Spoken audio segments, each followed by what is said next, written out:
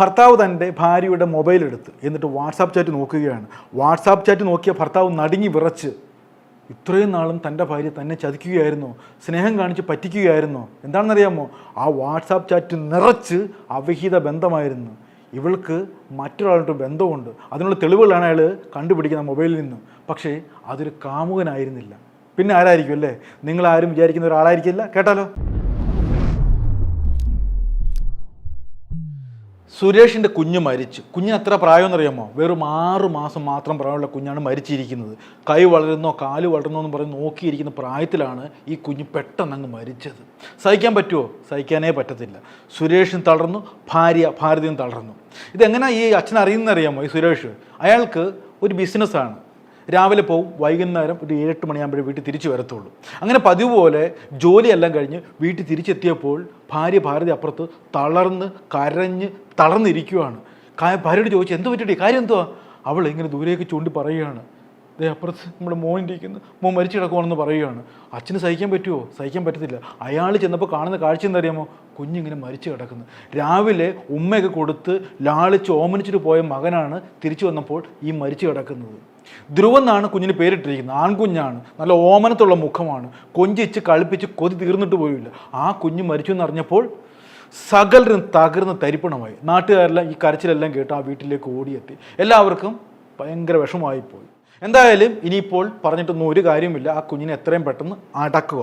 അങ്ങനെ പോസ്റ്റ്മോർട്ടം ഒന്നും ചെയ്യാത്ത എന്താണെന്നറിയാമോ? കുഞ്ഞ് സ്വാഭാവികമായിട്ട് മരിച്ചതാണ്. പാല് തൊണ്ടയിൽ കുടുങ്ങി മരിച്ചതാണ്. അങ്ങനെ അതുകൊണ്ട് പോസ്റ്റ്മോർട്ടത്തിനൊന്നും ആവശ്യമില്ല. അങ്ങനെ അവരുടെ പറമ്പിൽ തന്നെ 6 മാസം മാത്രം പ്രായമുള്ള കുഞ്ഞിനെ അടക്കുകയാണ്.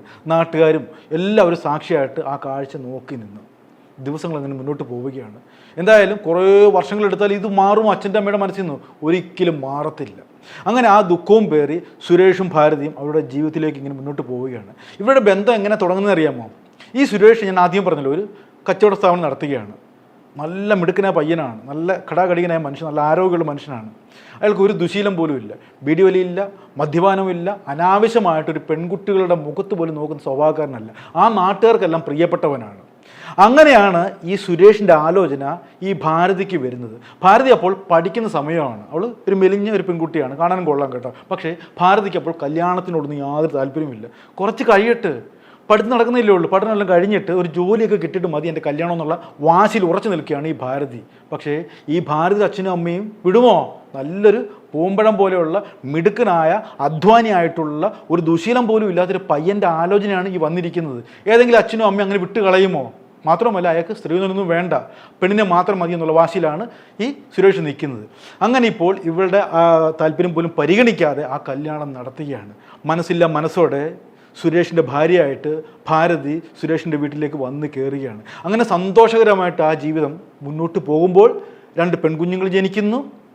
അങ്ങനെ മുന്നോട്ട് പോകുമ്പോൾ വീണ്ടും ഒരു ആൺകുട്ടി കൂടി ജനിക്കുകയാണ്. പക്ഷെ എന്ത് ചെയ്യാനവർ പോലും? വെറും 6 മാസം മാത്രം പ്രായമുള്ളപ്പോൾ ആ കുഞ്ഞ് മരിച്ചു. സുരേഷും ഭാരതിയും കൂടെ അവരുടെ സാധാരണ ജീവിതത്തിലേക്ക് തിരിച്ചു വരികയാണ്. ഇത് മറക്കാൻ പറ്റുമോ? ഒരു അച്ഛനും അമ്മയ്ക്കും മറക്കാൻ പറ്റില്ല. എങ്കിലും മറക്കാൻ ശ്രമിച്ചുകൊണ്ടേ ഇരിക്കുകയാണ്.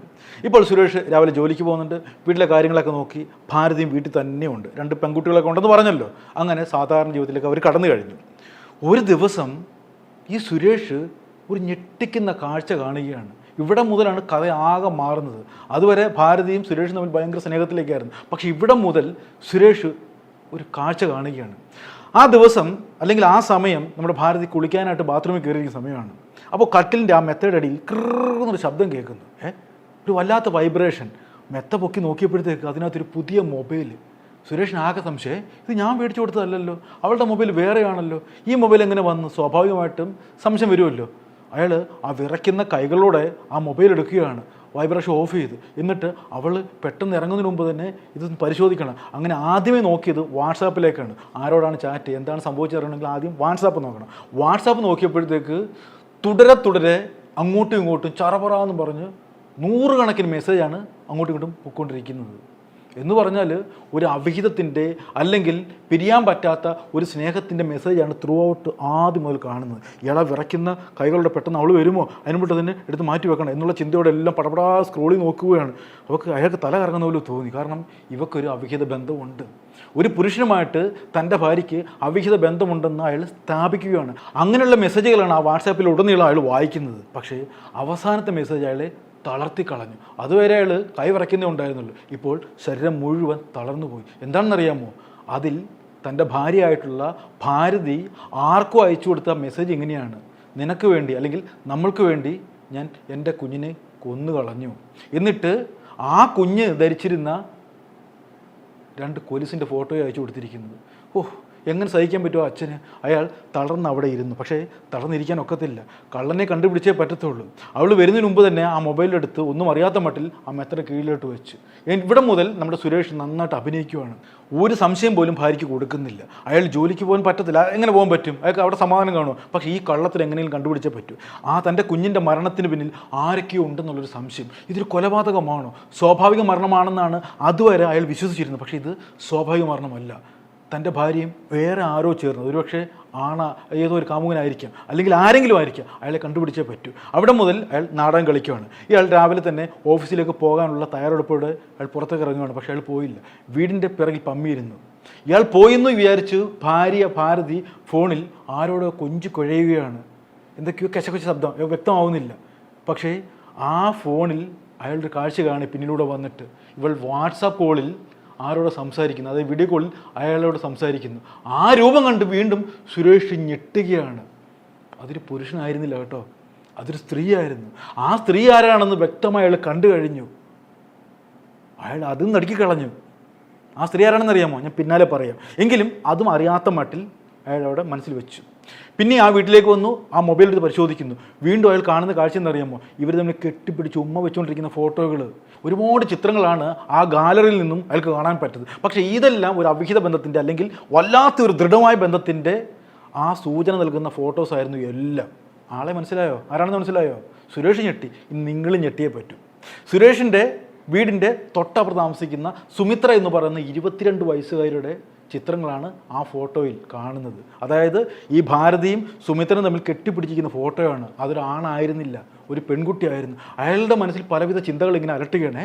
ആ പെണ്ണും കെട്ടിപ്പിടിച്ചിരിക്കുമോ? ഇവർ തമ്മിൽ എന്താ എത്രത്തോളം സ്നേഹം? ആദ്യമൊക്കെ വിചാരിച്ച് ഒരു അടുത്ത അയൽവാസികളല്ലേ, സുഹൃത്തുക്കളായിരിക്കും. പക്ഷേ ഇത് സുഹൃത്തുക്കളല്ല, അതിനപ്പുറമുള്ള എന്തോ ബന്ധമാണ്. അങ്ങനെ സൂചിപ്പിക്കുന്ന പല ചിത്രങ്ങളാണ് ആ ഫോണിൽ നിന്നും കണ്ടെത്താൻ പറ്റിയത്. എന്തായാലും ഇതിനകത്ത് ഇങ്ങനെ വിട്ടുകൊടുത്താൽ ഒക്കത്തില്ല. ഈ കൊച്ചിൻ്റെ മരണവുമായിട്ട് ഇവർക്ക് രണ്ടുപേർക്കും എന്തോ ബന്ധമുണ്ട്. അങ്ങനെ വിട്ടാൽ പറ്റത്തില്ല എന്നുള്ള ചിന്താഗതി ഇയാൾ നേരെ കൊണ്ട് പോലീസിൽ പരാതി കൊടുക്കുകയാണ്. പോലീസിനോട് അയാളുടെ മനസ്സിലെ സംശയങ്ങളെല്ലാം പറയുകയാണ്. പോലീസിന് സംശയം, 2 പെണ്ണുങ്ങൾ തമ്മിൽ സ്നേഹമോ? അതെങ്ങനെ ഒരു കൊലപാതകത്തിൽ കലാശിച്ചു? അങ്ങനെ ഒരുപാട് സംശയങ്ങൾ പോലീസിൻ്റെ മനസ്സിലുണ്ടായി. അങ്ങനെ പോലീസ് ഈ വീട്ടിലേക്ക് എത്തുന്നു. മൊബൈൽ ഫോൺ ഒന്ന് പരിശോധിക്കുകയാണ്. മൊബൈൽ ഫോൺ പരിശോധിച്ചപ്പോൾ വർഷങ്ങളായിട്ട് 2 യുവതികൾ തമ്മിലുള്ള ദൃഢമായ ബന്ധത്തിൻ്റെ അല്ലെങ്കിൽ അവിഹിത ബന്ധത്തിൻ്റെ നേർചിത്രങ്ങളാണ് പോലീസിന് അവിടെ നിന്ന് കാണാൻ കഴിഞ്ഞത്. സംഭവം എന്താണെന്ന് മനസ്സിലായോ? ഈ സുമിത്രയും ഈ ഭാരതിയും തമ്മിൽ ഭയങ്കര പ്രണയത്തിലായിരുന്നു. ഭാരതിക്ക് 26 വയസ്സും അയൽവാസിയായിട്ടുള്ള സുമിത്രയ്ക്ക് 22 വയസ്സുമാണ്. പക്ഷേ ഇവർ തമ്മിൽ ഒരു ഭാര്യ ഭർത്താക്കന്മാരെ പോലെയാണ് ജീവിക്കുന്നത്. ഭർത്താവായിട്ടുള്ള സുരേഷ് ഈ ഭാരതിയുടെ ശരീരം കണ്ടതിനേക്കാൾ സുമിത്ര കണ്ടിട്ടുണ്ട് ഈ ഭാരതിയുടെ ശരീരം. എന്ന് പറഞ്ഞാൽ സുമിത്രയുടെ പേരാണ് നമ്മുടെ ഭാരതിയുടെ ഈ മാറിൽ കൊത്തിവെച്ചിരിക്കുന്നത്. അത്രത്തോളം ദൃഢമായ ബന്ധമാണ് ഇവർ തമ്മിൽ, പിരിയാൻ പറ്റാത്ത ബന്ധമാണ്. അങ്ങനെ ആ ബന്ധം മുന്നോട്ട് പോകുമ്പോഴാണ് നമ്മുടെ ഭാരതി ഗർഭിണിയായിരിക്കുന്നത്. അതുമുതൽ സുമിത്ര ആകപ്പാട് അസ്വസ്ഥയാണ്. ഇനി മുന്നോട്ട് പോകാൻ പറ്റത്തില്ല, നീ എന്നെ ചതിച്ചു, നീ അയാളിൽ നിന്ന് ഗർഭം കൊണ്ടു എന്നുള്ള രീതിയിലേക്കാണ് ഇപ്പോൾ സംസാരം. അങ്ങനെ നമ്മുടെ ഭാരതി പ്രസവിക്കുകയും ചെയ്തു. അതുകൂടി ആയപ്പോൾ സുമിത്ര ആകപ്പാടെ വട്ടിൻ്റെ അവസ്ഥയായി. കാര്യം ഇവരൊരു ലെസ്ബിയൻ ജീവിതമാണ് നയിക്കുന്നത്. ആ ജീവിതത്തിലേക്കാണ് ഒരു പുതിയ കുഞ്ഞ് വന്നിരിക്കുന്നത്. ഈ കുഞ്ഞിന് ജീവിക്കാൻ പാടില്ല എന്നുള്ള വാശിയിൽ ഉറച്ചു നിൽക്കുകയാണ് സുമിത്ര. ഞാൻ വേണോ കുഞ്ഞ് വേണോ, കുഞ്ഞ് വേണോ ഞാൻ വേണോ? നമ്മുടെ ഭാരതിക്ക് വീണ്ടും ഒന്ന് ആലോചിക്കാൻ സമയം വേണ്ടി വന്നില്ല. നീ മതി, എൻ്റെ ജീവിതത്തിൽ അവസാനം വരെ നീ മതി എന്നുള്ള തീരുമാനത്തിൽ നമ്മുടെ ഭാരതി ഉറച്ചു നിൽക്കുകയും ചെയ്തു. പിന്നെ എന്താ ചെയ്യുന്നത് അറിയാമോ? നമ്മുടെ സുമിത്രയുടെ മൗന അനുവാദത്തോടെ അല്ലെങ്കിൽ അവളുടെ അനുവാദത്തോടു കൂടി തന്നെ ഈ കുഞ്ഞിനെ കൊല്ലുവാൻ പെറ്റമ്മ തയ്യാറാവുകയാണ്. ഭർത്താവ് പാവപ്പെട്ട മനുഷ്യൻ, ഒന്നും അറിയാത്ത ആ പാവപ്പെട്ട മനുഷ്യൻ രാവിലെ ജോലിക്ക് പോയി. ഇനിയിപ്പോൾ ഈ വീട്ടിലുള്ളത് ഭാരതിയും കുഞ്ഞും മാത്രമാണ്. കുഞ്ഞിന് പാല് കൊടുത്തു. നല്ല സുന്ദരം കുഞ്ഞാണ്, ഓമനിച്ച് വളർത്തിയ കുഞ്ഞാണ്, ആൺകുഞ്ഞാണ്. ആ കുഞ്ഞിൻ്റെ ഭാവി പോലും നോക്കാതെ ആ കുഞ്ഞിനെ ശ്വാസം മുട്ടിച്ച് കൊല്ലുകയാണ് സ്വന്തം പെറ്റമ്മ. ആർക്ക് വേണ്ടി?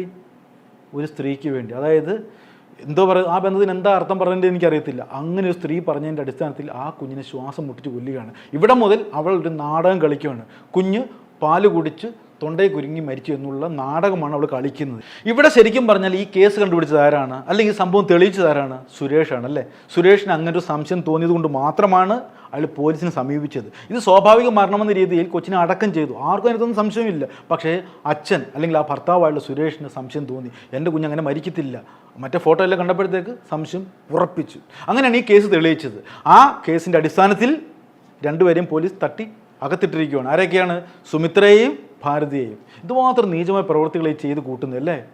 കുഞ്ഞിനെ കൊല്ലുകയാണ്. ഒന്നും അറിയാത്ത ആ നിഷ്കളങ്കമായി ചിരിക്കുന്ന കുഞ്ഞുങ്ങളെയൊക്കെ വെറുതെ അങ്ങ് കൊന്നുകളയുകയാണ്. കൊന്നുകളയുന്ന ആരാ? സ്വന്തം അമ്മ തന്നെ. രണ്ടാനമ്മയാണെങ്കിൽ പോട്ടെന്ന് നോക്കുക, അല്ലെങ്കിൽ രണ്ടാനച്ഛനാണെങ്കിൽ പോട്ടെന്ന് നോക്കുക. സ്വന്തം അമ്മ തന്നെ 10 മാസം നൊന്ത് പ്രസവിച്ചിട്ട് ആ കുഞ്ഞിനെ നിഷ്കരണം കഴുത്തി വിരിക്കുന്നു, വെട്ടിക്കൊല്ലുന്നു. ഇതുമാത്രം നീചമായ പ്രവൃത്തികളെ കഴിഞ്ഞിച്ച് കൂട്ടുന്നത്. കഴിഞ്ഞ ആഴ്ച തൃശ്ശൂരിൽ നടന്നൊരു സംഭവം നിങ്ങൾ കേട്ടല്ലോ. കുഞ്ഞിനെ കൊന്നത് സ്വന്തം അമ്മൂമ്മയാണ്. കാരണം എന്തുവാ?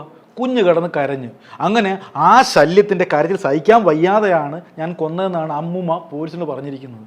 എന്തുമാത്രം നീചമായ പ്രവൃത്തി അമ്മമാർ കാണിച്ചു കൂട്ടുന്നില്ലേ. നിങ്ങൾ കാര്യം ശ്രദ്ധിച്ചിട്ടുണ്ടോ? എവിടെയെങ്കിലും അമ്മയുടെ കൈകൾ കൊണ്ട് ഈ കുഞ്ഞ് മരിച്ചിട്ടുണ്ടെങ്കിൽ അതിൻ്റെ പിന്നിൽ ഒരു അവിഹിത ബന്ധം ഉണ്ടാവും. ആ അമ്മയുടെ മുമ്പിൽ അപ്പോൾ ഒരു സത്യം കാമുകൻ പറഞ്ഞ ആ വാക്കുകളായിരിക്കും.